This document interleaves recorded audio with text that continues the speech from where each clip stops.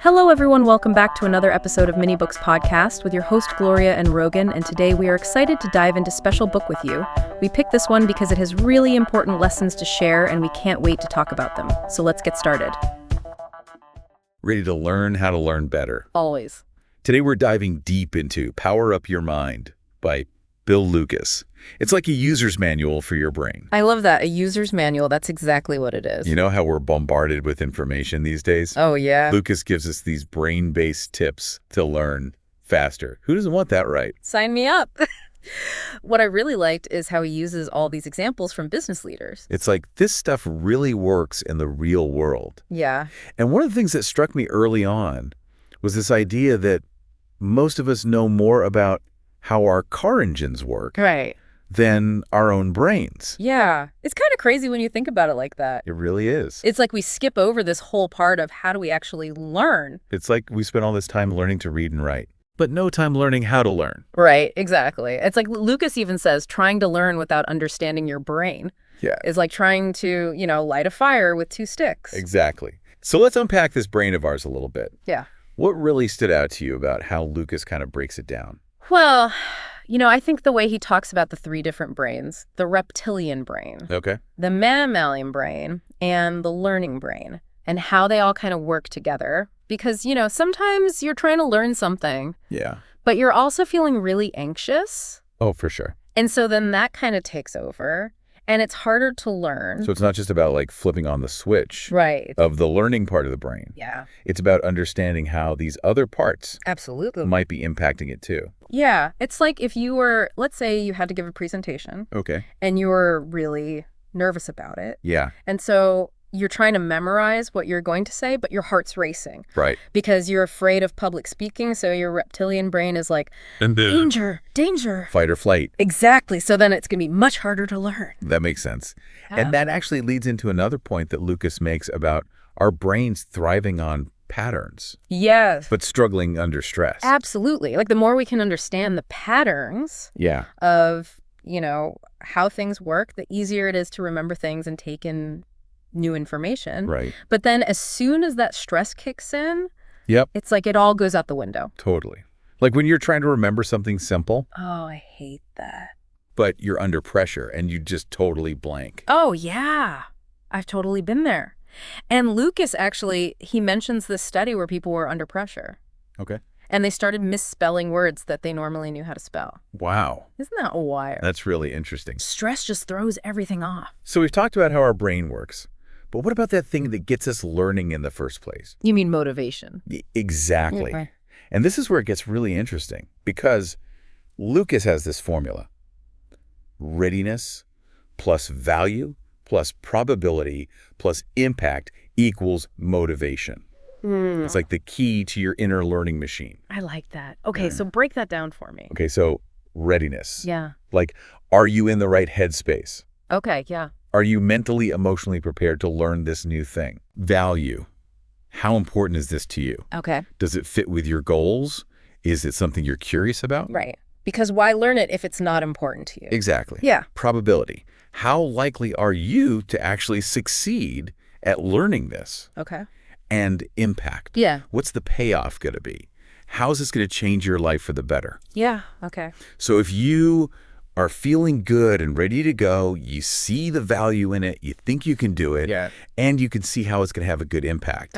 Boom, you're set. You've got the motivation. You're good to go. I like that because I feel like sometimes, even if you're not sure if you're going to succeed, but the value is high enough, that can kind of propel you forward. Totally. You're like, I'm just going to go for it. Yeah, because it's really important to me. It's like that saying, where there's a will, there's a way. But in this case, it's more like, where there's value, there's a way. Yeah, there you go. I love that. And that actually, it made me think of this quote from the book by Chris Argyris. He says, "Success in the marketplace increasingly depends on learning, yet most people don't know how to learn." So true. We're always told to upskill, adapt. Yeah. But nobody teaches us how to do it. Exactly. And that's where this whole idea of learnacy comes in, which I love. Wow. Lucas gives us a framework, and it's the 5 R's. The 5 R's. Yes.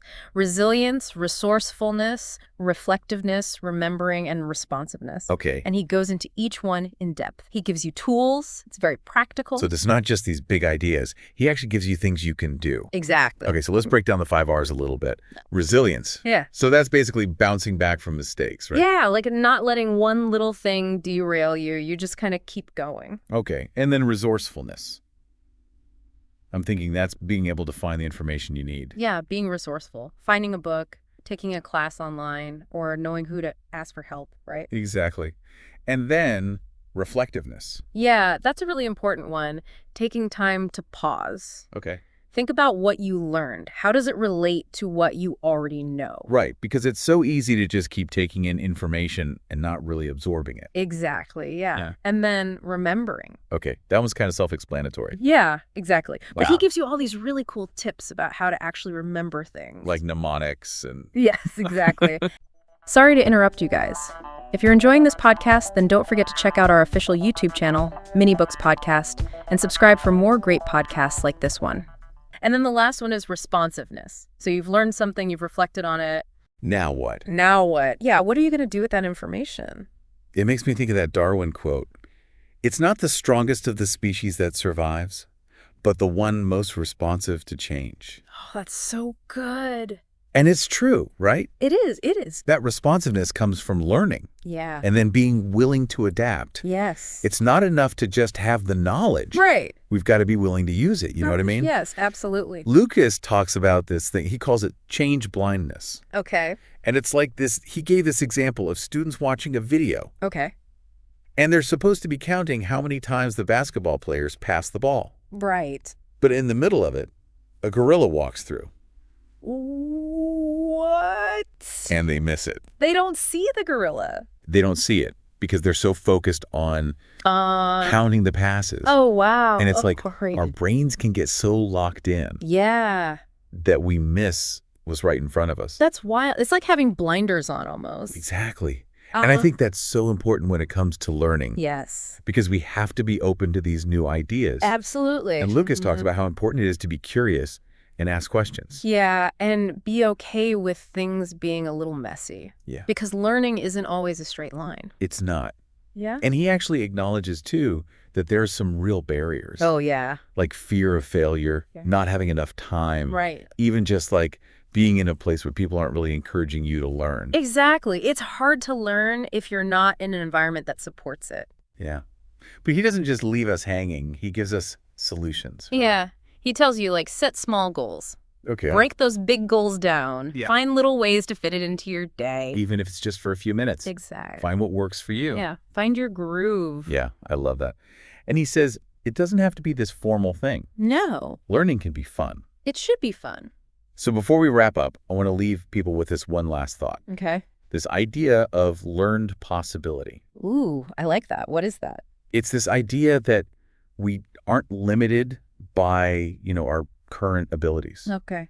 Like we can learn and grow beyond what we think we're capable of. Oh, I love that. It's very empowering. It is empowering. Yeah. It's not about being like unrealistically optimistic. Right. It's about understanding what the brain can do. Yeah, and believing that you can do it. Okay, so we have covered so much today. We have. But ultimately, it's up to each person Yeah, to take this and run with it. absolutely. Take what works for you, leave the rest. Find what works for you. Exactly. So thank you for joining us on this deep dive Yes, thank you. into Power Up Your Mind. We hope that you have learned something Yes. that you can use. And had some fun along the way. Yes. And if you want to keep learning more about how to make learning fun, Yes. we will be continuing this conversation online. Please do. So until next time, happy learning. Happy learning, everyone. Thank you so much for tuning in. If you enjoyed this conversation and want to dive into more book insights and key learnings, don't forget to subscribe to our channel, Mini Books Podcast, and hit the notification bell so you never miss an episode. We're back every Sunday at 9 a.m. with new books and more to learn from. Until next time, take care, keep learning, and keep growing. Remember, this is Mini Books Podcast.